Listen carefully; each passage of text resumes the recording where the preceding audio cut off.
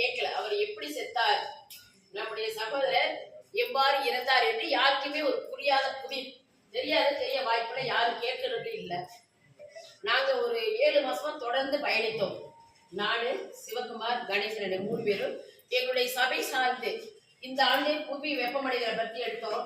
அதனால ஏரி தூர்வாருவது பத்தி எங்க சபை எடுத்துச்சு. அந்த வேலையை என்கிட்ட கொடுத்தாங்க. திண்டுக்கல் டிஸ்ட்ரிக்ட்ல மக்கள் தொடர்பியல்ல இருக்கிற நானும் ஒரு ஆசிரியர் அவரடி பள்ளியில இருந்தாலும் விருப்ப ஓய்வு நான் 47 வாங்கிட்டேன். எனக்கு ஒரு ஆசை மக்களோட பணி செய்யணும் அப்படிங்கிறதுக்காக. அப்படி செய்யும் பொழுது 25 ஆண்டுகளா சிவகுமார் பழக்கம். இப்ப இந்த 7 மாசமா ரொம்ப நல்லா 3 பேருமே தொடர்ந்து எப்பொழுதுமே 3 பேர் தான் போவோம். அன்னைக்கு இல்லாத சமயம் போனா நம்முடைய மேயர் கூட கண் கலங்கிட்டாங்க. எப்பொழுதுமே 3 பேர், நேற்று 3 பேரா வந்தீங்க, இன்னைக்கு 2 பேரா வந்துருக்கீங்கன்னு நம்முடைய மேயர் நம்ம இளம்பதி கண் கலங்கினாங்க. எப்பொழுதுமே 3 பேர், இந்த 7 மாசமா 3 பேர். எங்கங்க பிடபிள்யூ ஆபீஸ், அப்புறம் ஊரக வளர்ச்சித்துறை, அடுத்தது கலெக்டர், அமைச்சர், இப்படி மே 19ஆம் தேதி காலையில பிடபிள்யூ ஆபீஸ் போயிட்டு அமைச்சரை பார்க்க போகணும் அப்படின்னு அண்ணன் சொன்னாங்க. சரியா காலையில 7:30 மே 19 காலையில வந்துட்டு வீட்டுக்கு வந்துட்டு தோட்டத்துக்கு வந்துட்டு வீட்டுக்கு போயிட்டு நான் 9:30 வந்துடுவேன் அப்படின்னு. சரி நீங்க போய் அண்ணனை கூட்டிட்டு வாங்க, நான் ரெடியா இருக்கிறேன் அப்படின்னு சொன்னாரு. நான் எப்பொழுதும் இந்த டைம் கரெக்டா ஃபிக்ஸ் பண்ணுவேன். 9:30 லேட்டா ஆனால் எனக்கு கொஞ்சம் வருத்தம் வரும். அது அவர் சிவகுமார் தெரியும். அதே போல சிறுமலை பிரிவிட்ட வரும்பொழுது டிரைவருக்கு ஃபோன் பண்ணியிருக்காப்புல, எனக்கு எடுக்கலன்னு சொல்லிட்டு வீட்டுக்கே வந்துருங்க, நான் 2 வீலர் வீட்டுக்கே வந்துருங்க. என்னடா அண்ணன் இப்படி சொல்லிட்டாரு. சரி துணிந்த வச்சுருப்பாரு போல, போ வீட்டுக்கு வண்டி விடு.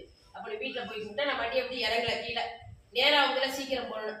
அவர் 10 நிமிஷம் லேட்டா வந்தாரு. என்னடா லேட்டா வராருன்னு பார்த்தா கைலியோட வந்தாரு காருக்கு. என்னாச்சு அப்படின்னு. அடிக்கடி கொஞ்சம் ஃபுட் பாய்சன் ஆகும், அதுதான் அப்படின்னு நினைச்சேன் நான். ஃபுட் பாய்சன் ஆயிடுச்சு. இல்லை சிஸ்டர், எனக்கு தலை வலிச்சிருச்சா, அதனால கொஞ்சம் படுத்திருந்தேன். சரி லுங்கியோட வந்துடுற, ஆஸ்பத்திரி தானே போகணும் அப்படின்னு சொல்லிட்டு டாக்டர் டிரைவர் வண்டியை வீட்டை கூட்டிகிட்டு வந்தான். வண்டியில் ஏற்றி கொண்டு வந்து அண்ணன் ஃபோன் பண்ணி, அண்ணன் நீங்கள் ஆஸ்பத்திரிக்கு வந்துருங்க, உமாராமநாதத்துக்கு வந்துருங்க, சிவகுமார் இப்படி தலைவலிக்கின்றாரு, அட்மிஷன் போட போகிறேன். 10ஆம் தேதி காலையில் அட்மிஷன் போட்டுட்டு ஊசி போட்டு மருந்தெல்லாம் போட்டு நல்லா ஆயிடுச்சு. கொஞ்ச நேரம் நானும் அண்ணன் உட்காந்து பேசிகிட்டே இருந்துட்டு நாங்கள் அமைச்சரை பார்க்க போகிறோம் அப்படின்ட்டு நானும் அண்ணன் மட்டும் அமைச்சரை போய் பார்க்க போனோம். மணி 1 போயிட்டு வந்து அவங்களோட வேலை செஞ்சவங்க சாப்பாடு கொடுத்துருக்காங்க, மத்தியான சாப்பாடு சாப்பிட்டாங்க. யார்கிட்டயா சொல்ல, நம்ம தம்பிகிட்டே சொன்னால் ஒருத்தட்டி சொல்ல வேண்டாமா, நான் பார்த்துக்கிறேன் அப்படின்ட்டாரு. சரிட்டு சாயந்தரம் வந்து திங்கக்கிழமை சாயந்தரம் கடைக்கு போனாட்டு அப்படியே ஆஸ்பத்திரிக்கு வந்து பார்க்க வந்தேன். நல்லா இருக்கு, ஓகே, ஒன்றுமே இல்லை அப்படின்னு சொன்னாங்க. சரி அப்போ நைட்டுக்கு ஒரு ஆள் தங்கணுமே அப்படின்னு சொன்னோம். வீட்டுக்கு ஒரு ஆள் தங்கினேன், நைட்டுக்கு ஒரு ஆள் தங்கணுமே அப்படின்னா அண்ணன் சொன்னாங்க, நான் தங்கிக்கிறேம்மா, ஆஸ்பத்திரி நான் தங்கிக்கிறேன், எனக்கு ஒன்றும் பிரச்சனை இல்லைம்மா அப்படின்னு. நைட்டு அண்ணன் தங்கிக்கிட்டாங்க. கணேசன் 19 நைட்டு அண்ணன் தங்கினாங்க. அப்போ நைட்டு ஒரு தடவை தலைவலிச்சு. அப்போ நர்ஸ்களை கூப்பிட்டு சரியாக்கிட்டாங்க. நார்மல் தலைவலி சரியா போயிடுச்சு. இப்போ 20ஆம் தேதி நான் மத்தியானம் வந்தேன். 20ஆம் தேதி மத்தியானம் வந்தேன். இப்போ நல்லா இருக்கு சிஸ்டம், ஒன்றுமே இல்லை, சிடி ஸ்கேன் எடுக்கலான்னு பேசிக்கிறாங்க, எடுக்கலான்னு சொன்னார் டாக்டர் அப்படின்னு. நானும் அதை சீரியஸாக எடுத்துக்கல.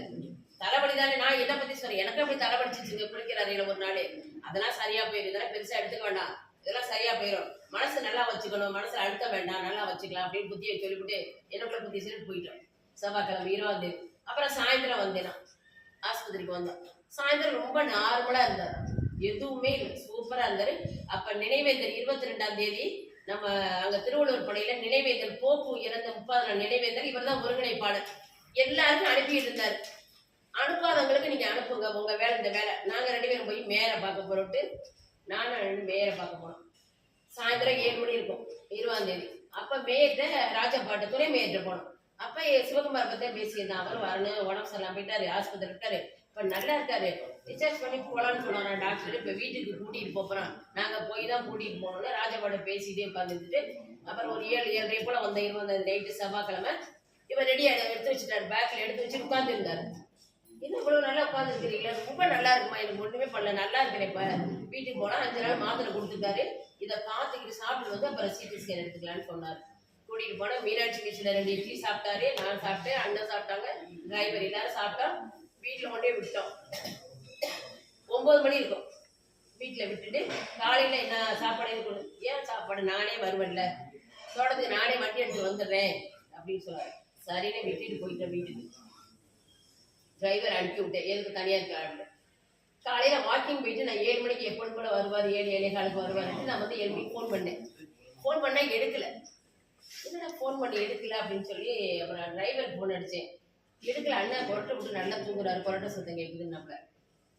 எழுப்பி எந்திரிக்கலையா, சரி வா அப்படின்னு வண்டி எடுத்துட்டு நான் போய் ஒரு 7:15 இருக்கும் வண்டி எடுத்துட்டு உடனே வேகமாக போனேன். அப்புறம் பக்கத்தில் உள்ளவங்களுக்கு அண்ணா உங்கள் தம்பிக்கு ஃபோன் அடிச்சுட்டேன். இந்த மாதிரி எழுப்பி எந்திரிக்கலைங்கிற மாதிரி கண்டிஷன், நான் வேகமாக போகிறேன் அப்படின்னு சொல்லிட்டு போய் பக்கத்தில் உள்ளவங்களுக்கெல்லாம் ஃபோன் பண்ணி முத்துராமன் அந்த வனிதா டீச்சருக்கெல்லாம் ஃபோன் பண்ணேன்.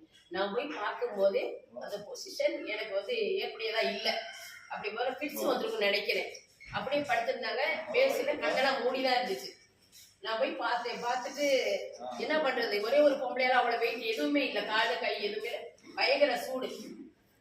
அவர் வந்து அவருடைய மனசுல நான் தாயாவும் சகோதரியாவும் என்ன சொல்லியிருக்காரு. எப்பொழுதுமே எனக்கு ஒரு 2 அம்மாவும் 2 அக்காவும் இருக்காங்க அப்படின்பாரு. நான் போய் சிவகுமார் தலையை மட்டும்தான் தூக்க முடிஞ்சிச்சு. நான் அம்மா வந்துட்டு காப்பாத்திருப்பேன்.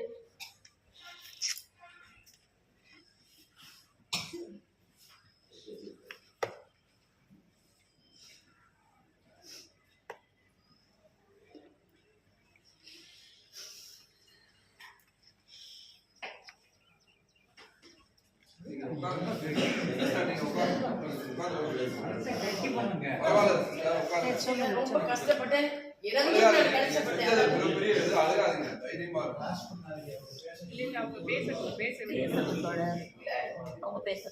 ஒரு பக்கம் இழப்பு ஒரு பக்கம் இருந்தாலும் பயங்கர மன உளைச்சல இன்னமும் இருக்கிறேன்.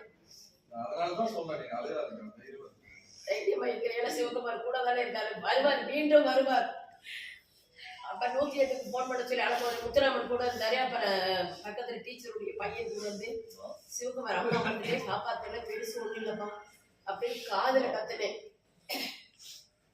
எந்த ஆஸ்பத்திரி போன ஜிஹெச் போமா உமாராமலாம் போனமா கண்ணு திறக்காம 2 செகண்ட் உடந்தாரு. என்ன சொன்னான்னு தெரியல. அந்த அம்மாவுக்கு காது உள்வல, அம்மாவுக்கு விளங்கல. தெளிவா சொல்லுப்பா சிவகுமார், தெளிவா சொல்லு, ஒண்ணுமே விளங்கல. என்ன சொல்ல வந்தாரு, ஏது சொல்ல வந்தாரு தெரியல. அதுதான் அப்புறம் உடனே உள்ள 108ல நான் தான் போனேன். ஏத்திட்டு கையெழுத்து யாருமா உடுத்தானாங்க, போடுக்க மாட்டாங்க. நான் தான் உடுத்தானாங்க, யார் வருது, ஒருத்தருமே வரல. நான் தான் கையெழுத்து போட்டு நான் தான் 108ல வந்தேன். 108ல வந்து ஜிஹெச்ல அட்மிஷன் போட்டோம். அட்மிஷன் போட்டு அங்க பார்த்தேன் எல்லாரும். அப்புறம் நண்பர்கள்லாம் வந்துட்டாங்க. அசோக் சார், ஈஸ்வர் டீச்சர், அண்ணன் எல்லாருமே ஆஸ்பத்திரிக்கு 108ல வந்துட்டாங்க. வந்து அங்க கொஞ்ச நேரம் இருந்து 1 மணி 1 இருக்கும். அப்புறம் போய் இதுல வடமலையால போய் கன்சல்ட் பண்ணோம். இந்த மாதிரி நரம்பியல் இருக்கேன், என்ன பாடி பார்க்கலாம், கன்சல்ட் பண்ணலான்ட்டு அந்த வடமலையான் டாக்டர் கன்சல்ட் பண்ண, உங்களுக்கு 25% சொல்லலாம் சார் உயிரை காப்பாற்ற, அதுக்கு மேலே ஒன்றும் நாங்கள் சொல்கிறதுக்கே நீங்கள் வடமலையானுக்கு போனாலும் சரி, ஜிஹெச்சுக்கு போனாலும் சரி, முடிவு எடுக்கிற இடத்துல அண்ணன்ட்ட சொல்கிறேன், முடிவு எடுக்கிற நீயும் நானும் இல்லைம்மா, அவங்களுக்கு கொடுத்தாங்க தானே முடிவு எடுக்க முடியும், நம்மளாம் முடிவு எடுக்க முடியாதே. முடிவெடுத்து செஞ்சிடலாம், முடிவெடுத்து நானே செஞ்சிருப்பேன். இருந்தாலும் அந்த இல்லை அந்த இதில் இல்லை அப்படின்னு சொல்லிட்டு பேசாமல் யோசிக்கிறது. அப்புறம் மதுரைக்கு 108 அனுப்பினேன். டிரைவரை தான் நானும் கூட அனுப்பினேன். திரும்ப அனுப்பிட்டு நாங்கள் அண்ணன், நான், டீச்சர், இன்னொரு சிஸ்டர், இன்னொரு டீச்சர் 3 பேருமே போனோம். அங்கே மதுரைக்கு போனோம். மதுரைக்கு போயிட்டு என்னால் முடிந்த என்னுடைய தெய்வத்தை தான் நான் கூப்பிட முடியும். கொண்டு போய் ஜெவமாலை மாதெல்லாம் வச்சுட்டு ஒவ்வொருத்தரும் அனுப்பி விட்டாங்க. ஜிஹெச்சில், மதுரை ஜிஹெச்சில் அனுப்பி விட்டு 7:30 கூட நாங்கள் வந்துட்டோம். வீட்டுக்கு வந்துட்டு பிரார்த்தனை பண்ண உடனே காலையில் 22 காலையில் கோப்புக்கு நினைவஞ்சலி நாங்கள் படம்லாம் எடுத்து வச்சிருக்கோம். இப்படியாவது வந்துருவான்னு நினைச்சேன். இப்படியாவது கண்ணு முடிச்சு ஏதாவது ஒன்று சொல்லிடாதா. உடனது என்ன உடச்சுன்னு தெரியல, அம்மாட்ட என்ன உடச்சு தெரியல. அப்போ 22ஆம் தேதி ஒரு 7 மணியே போல செய்தி வந்துச்சு. அதனால வந்து மனசை விட்டு பேசியிருந்துருக்கலாம். ஏதாவது என்ன நிறைய மன அழுத்தங்கள் மட்டும் புரிஞ்சிச்சு. இது என்ன அம்மாட்ட சொல்லிச்சுன்னு தெரியல, எதுன்னு கேட்பான். இது வந்து மிக மிக பெரிய ஒரு இழப்புலேருந்து நிறைய மன உளைச்சல். அதுலேருந்து மீண்டும் வந்துக்கிட்டு இருக்கிறேன். கண்டிப்பாக கூட இருந்து வழி நடத்துவார் உங்களுக்குலாம். ஏன்னா என்ன எப்படி சிவகுமார் இறக்குற மாதிரி வாய்ப்பும் இல்லை. அந்த உடம்பு நிலையை பார்த்தா சபகிழமை நைட்டு என்னோட வரலாமா காலையில் அப்படின்னு சொன்னதான் எனக்கு ஏன்னா தெரியாதுல நிறைய பேருக்கு எப்படி இறந்தாரு, என்ன பண்ணுச்சுன்னு தெரியல. அதுக்காக நான் சொல்ல வரேன். எல்லாரும் தொடர்ந்து பயணிப்போம், நல்வழியில பயணிப்போம். ரொம்ப நன்றி.